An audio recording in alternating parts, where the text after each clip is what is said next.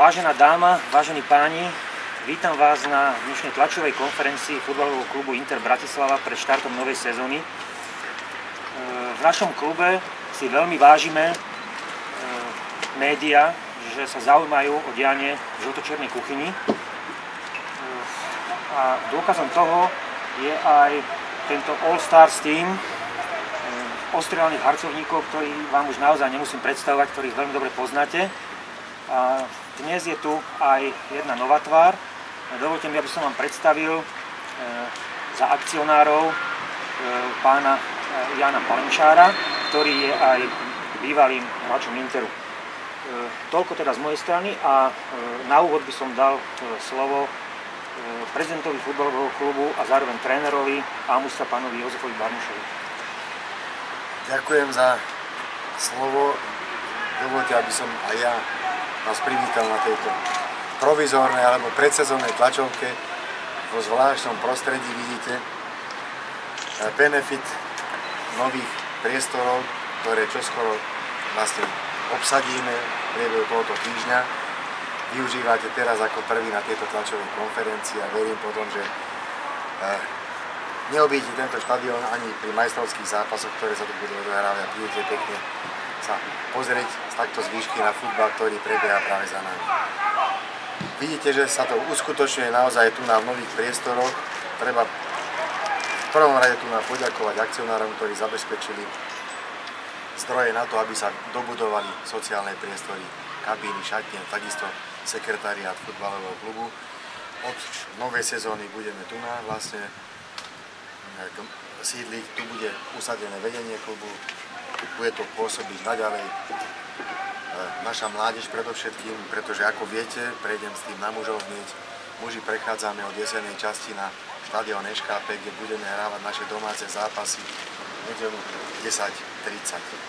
Takže tento areál v plnej hodnote bude slúžiť predovšetkým mládeži, aj keď toto ihrisko nie je schopné uživiť celý tréningový proces.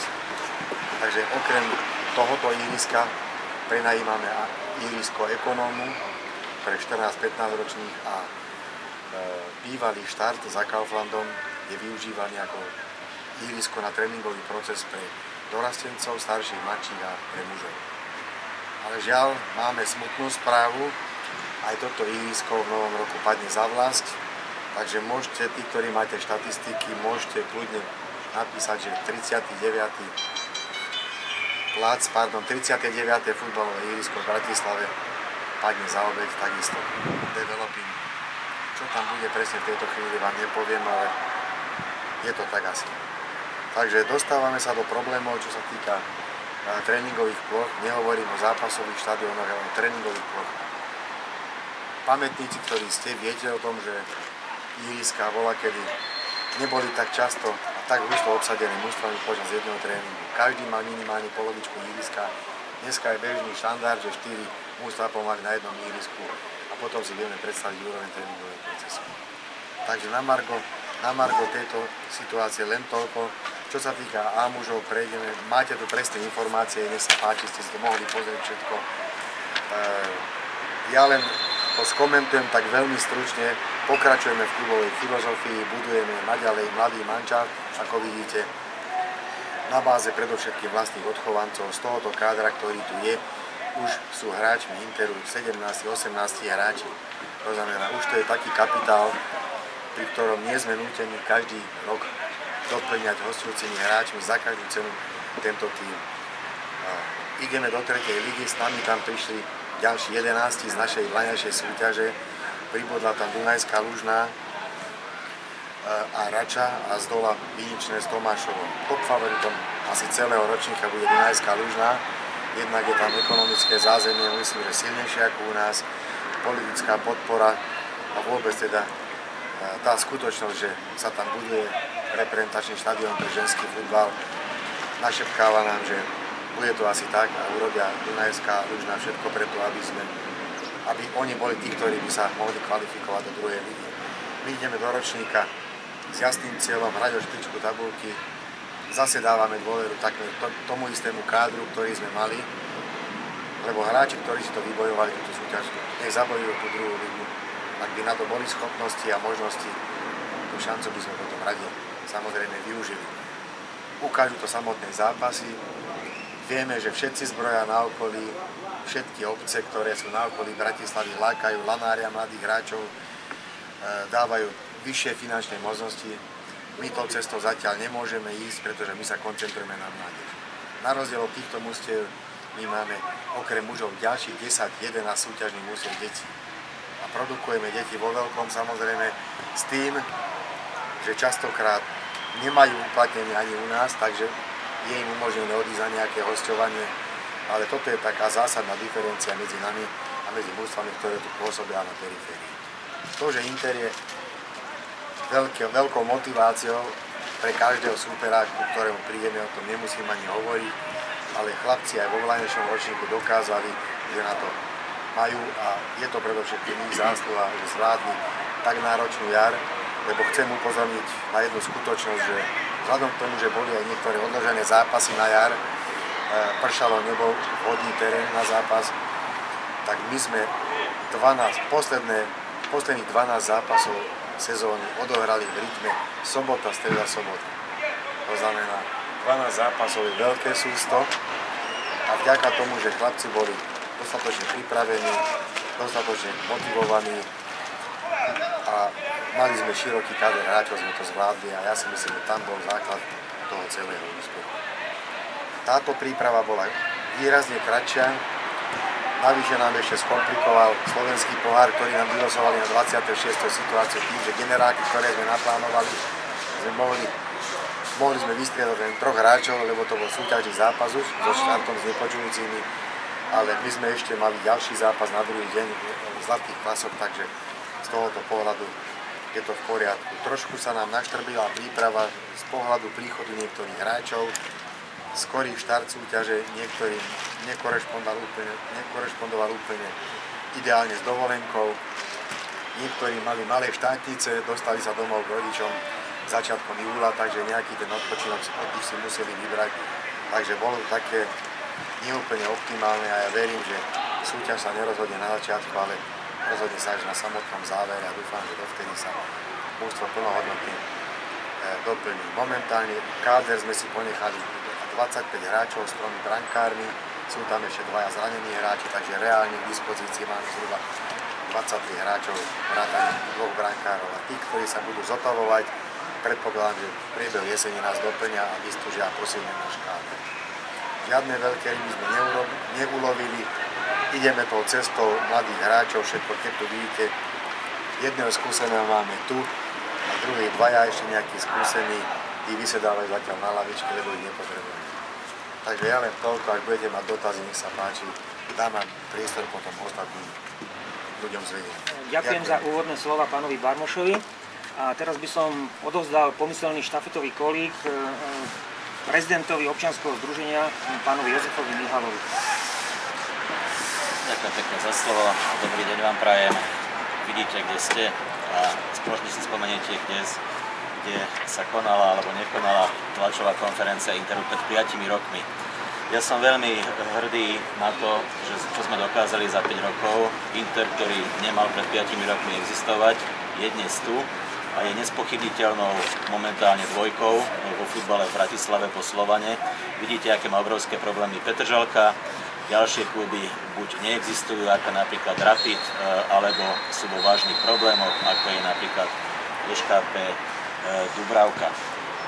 Som ešte raz, pripomínam, pyšný na náš tím, ktorý za tých 5 rokov dokázal Inter posunúť na takú úroveň, kde sme teraz. Budeme bojovať o postup do druhej, ale nie len do druhej, ale následne aj do prvej ligy, čiže naše ambície sú vyššie ako ambície najväčšieho supera Dunajskej Lužnej, aj keď to všetko nepôjde naraz.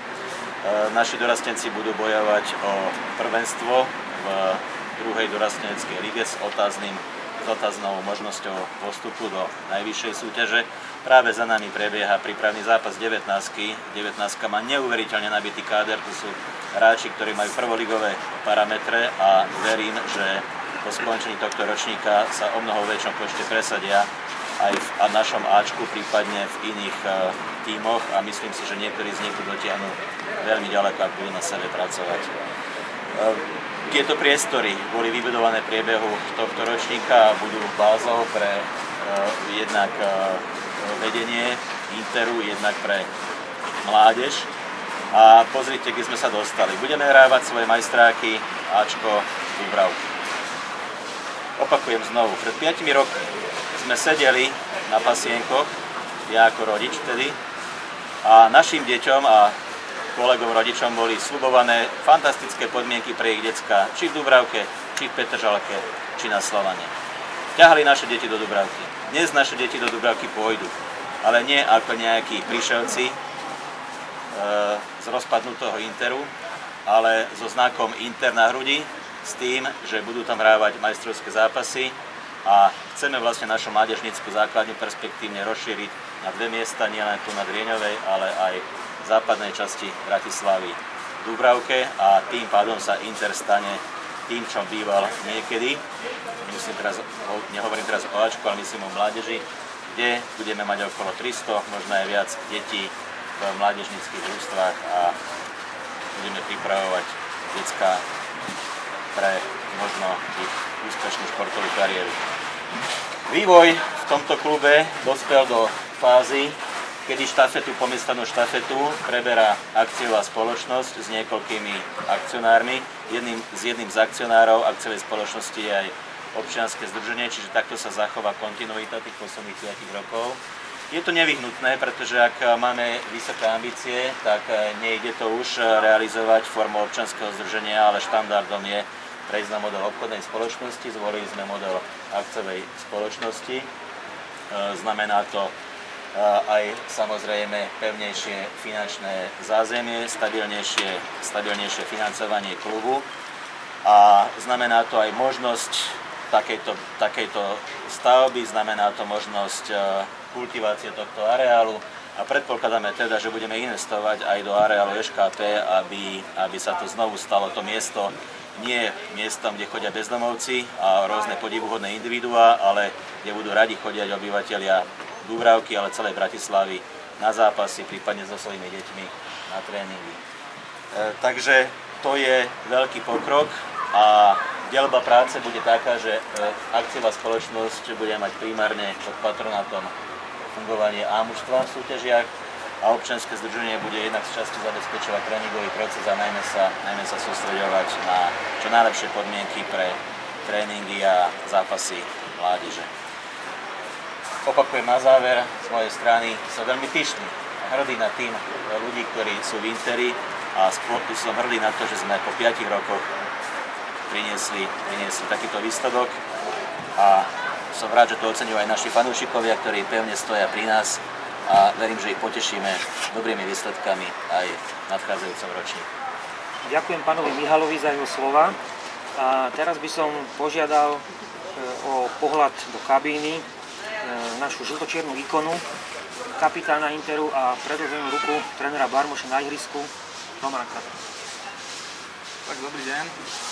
Už to tu bolo spomínané, tréner o tom hovoril, ten minulý ročník, ja sa k tomu musím vrátiť, lebo mávali sme problémy na jar, predchádzajúce ročníky, vždy sme doplácali na to, že mali sme po jesene dobre rozbehnutú súťaž a nejak to neklapalo na jar a teraz bolo povedané 12 zápasov za sebou sme hrali.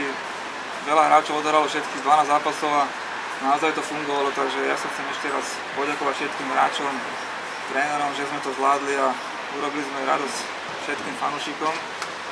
Takže je to taká nová skúsenosť pre nás, celý ten manšaft je skúsenejší. Čo sa týka prípravy, bola naozaj krátka, ale všetci hrajú radšej zápasy, ak sa pripravujú, takže každý sa nemôže dočkať do začiatku nového ročníka.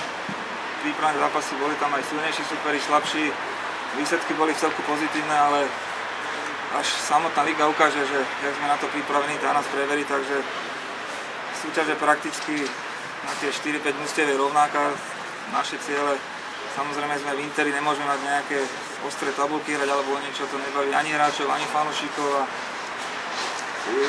Inter má stále svoje meno a neviem, či sa to podarí tento ročník, či my sa budeme snažiť v najbližšej dobe, samozrejme chceme hrať na špici, chceme sa pobiť o ten postup a uvidíme, aká bude športová forma.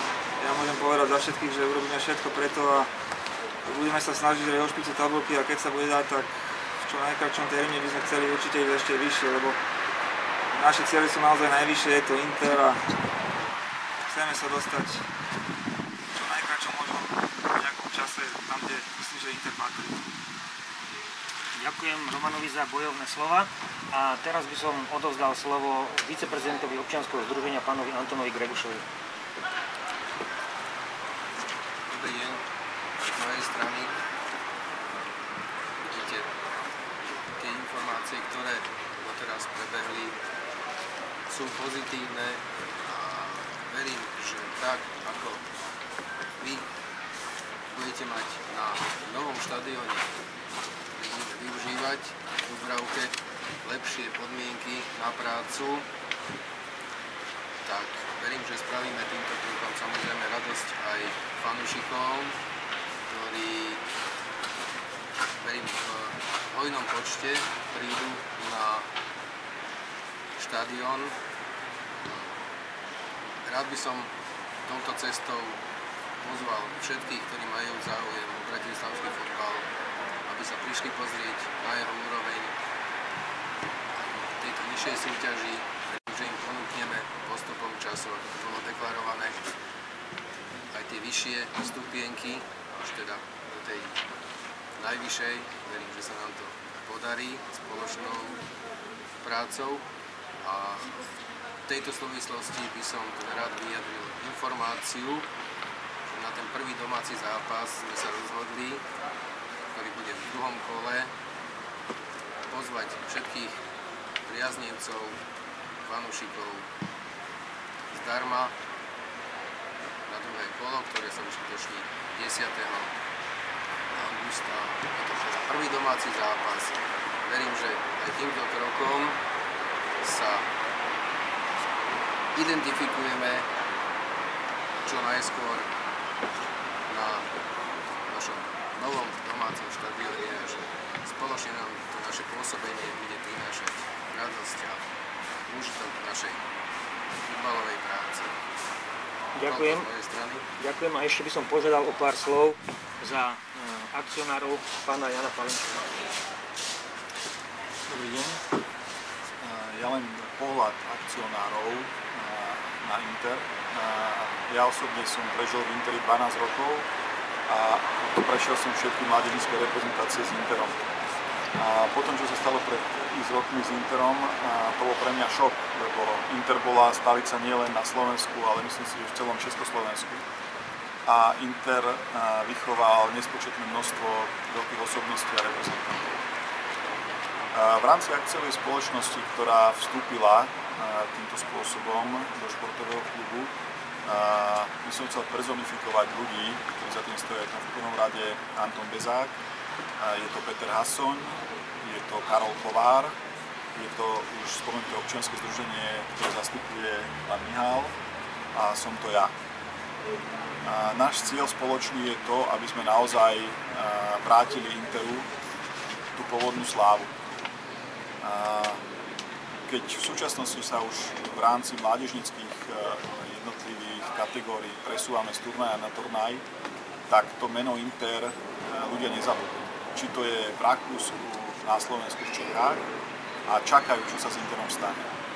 Myslím si, že každoročne je to vidieť ten posun na kvalite jednotlivých kategórií a treba dať tomu ešte aj tú finančnú zábezpeku, finančnú silu, to technické vybavenie a v takom prípade ten cieľ spoločný, ktorý pán Mihál spomenul, dosiahneme. Takže verím, že v tomto zložení sa stretneme aj o rok a znova vám budem môcť hovoriť o tom, aké úspechy sa nám podarí. Ďakujem. Ďakujem. Toľko teda z našej strany a teraz je priestor na vaše otázky. Nech sa páči, dáma a páni. Teraz je čas pre vás.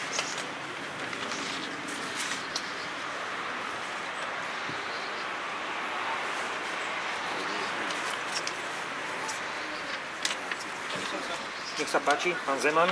Pýtať sa pána trénera a pána Ratopríla. Inter Bratislava postúpil v prvom kole Slovna v Kachu, tak aké sú cieľe v tejto súťaži? Je to možno priestor preraziť trošku ďalej a tiež sa zviditeľniť a ukázať tú športovú formu?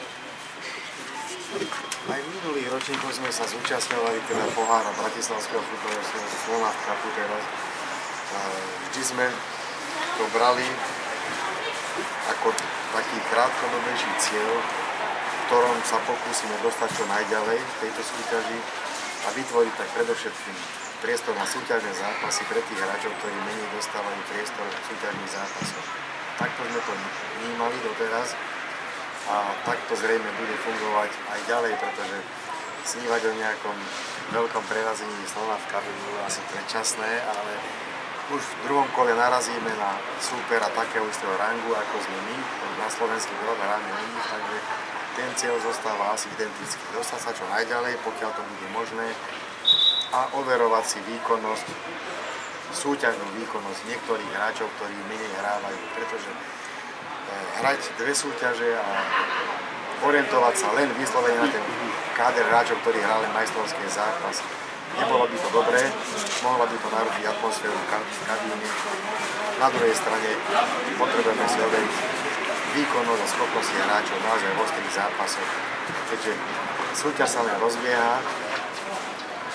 Nevieme povedať, koľko priestoru dostane v súťažnom ročníku v majstrovských zápasoch, tak chceme predovšetkým v tomto smere na cestu najdlhšiu v rámci Slovnaft Cupu uvidíme, koľko krokov dokážeme urobiť víťazných súťaží. Samozrejme, priorita je liga, ale máme dostatočne široký káder a najlepší tréning je zápas. A navyše v pohári, keď sa nám podarí prejsť možno 2-3 kola, ešte už tam je možnosť dostať nejakého supera naozaj zvučného mena, takže myslím si, že aj to je motivácia pre chlapcov, že zahrať si s takými hráčmi, čo donedávna ani nesnívali, takže určite to je nikto neráta s tým, že to vyhráme celý pohár, ale je to motivácia aj minimálne s tým, že dostaneme nejakého zvučného supera, tak určite pre tých chlapcov to môže byť motivujúce. Nech sa páči, Jan Kšiňan. Chcel by som takú priamu odpoveď. Ako teraz vyzerá šťah medzi Slovnaftom? Boli nejaké pokusy na diagonálne, na minulého roku, ale aspoň na to, na nejaký postoj, dostať sa medzi. Priama otázka, priama odpoveď. Urobili sme osobné kontakty, osobné dopisy na pána Hatinu, na pána Világio, ani obraz, ani zvuk. Pochopili ste to. Nie je záujem. Ja si myslím, že pán Világ je orientovaný skôr, by som povedal, lokálne tým smerom. Boli robené pokusy o stretnutie, viaceré pokusy po línii kamarádskej, po línii maďarskej menšiny, po línii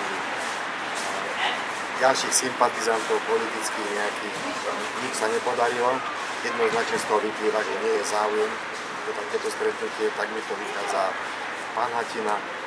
Písal som mu list v minulosti, kde som ho požiadal, spomínal som všetky jeho zásluhy, ktoré máme zobrať s pochopením, že už športy majú záujem.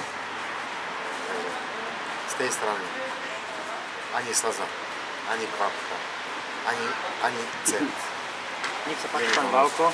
Duško sa chcem opýtať, keď Iris to pôjde dole, potom sa presunie viac tých ústiev do Dubravky, čo sa týka tréningov aj zápasov. Až sa veci pohnú správnym smerom, my sa musíme stať predovšetkým asi vo vzťahu voči ministerstvu vnútra.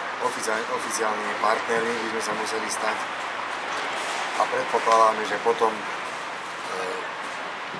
tú najvyššiu kvalitu by sme chceli sústrediť tu na, ale mládežnícka základňa by mohla fungovať aj v tej časti Bratislavy naďalej, lebo nie všetky deti sú schopné dochádzať na tréningy na opačnú stranu Bratislavy. To by sme museli koordinovať, ale taký ten zámer by bol, že jedna základňa tu na, druhá základňa na tej časti Bratislavy a dorasty a muži by hrávali tam a toto by zostalo na zápasy len pre žiakov a príprav. No, ihrisko je veľmi vyťažené, je tu kvantum zápasov a myslím si, že by to veľmi dobre pomohlo, aby sa tie podmienky zlepšili. Nech sa páči ďalšie otázky. Ja by som vám ešte chcel dať do pozornosti, že okrem A mužstva mužov vyhralo svoju súťaž aj družstvo mladšieho dorastu U17, ktoré má naozaj veľkú perspektívu. By som poprosil aj pána Jozefa Mihála, keby povedal k tomu svoje. Naozaj v tých chlapcoch drieme obrovský talent. Áno, ja som už hovoril, U17 v minulom roku vyhrala svoju súťaž 12-bodovým náskokom, úplne suverénne, s veľkým prehľadom. A to sú chlapci, ktorí by dnes mohli okamžite hrať prvú dorasteneckú ligu. Žiaľ, nejde to, pretože závislosť na tých výsledkoch je na 19, ktorá až taká úspešná nebola. Väčšina tých chlapcov prešla do kádra 19 a už som spomínal, že 19, ktorá práve teraz hrá prípravný zápas, má neuveriteľne na naše pomery nabitý káder. Je tam vyše 20 veľmi kvalitných futbalistov a myslím si, že veľmi veľa z nich o 3-4 roky nájdeme v prvoligových zostavách, či v Interi alebo v iných kluboch alebo v zahraničí. Tí chalani sa určite presadia, ak budú pokračovať a napredovať takým tempom, ako to ja osobne zaznamenám a mám tam syna, takže vnímam ten proces na vlastnej koži, ako by sa dalo povedať. Ak budú trénovať a budú mať šťastie na dobrých trénerov aj naďalej, tak to ďaleko dotiahnu. A na nich môže Inter stávať o 2-3 roky. To môže byť pomaly opory základnej zostavy. A myslím si, že niektorí sa môžu prepracovať aj do kvalitných zahraničných líg. Držím tu chalanom palce. Ďakujem. Ja by som ešte chcel poďakovať za obrovské penzum práce, ktoré urobil pri tomto týme pán Jozef Šajanek. Je to aj jeho zásluha, že naozaj tí chlapci pred tým Lyonom s 12-bodovým náskokom skončili na prvom mieste. Nech sa páči ešte nejaké ďalšie otázky. Ak nie sú, tak by som týmto ukončil našu tlačovú konferenciu a pozývame vás dozadu na malé občerstvenie. Ďakujem za vašu účasť.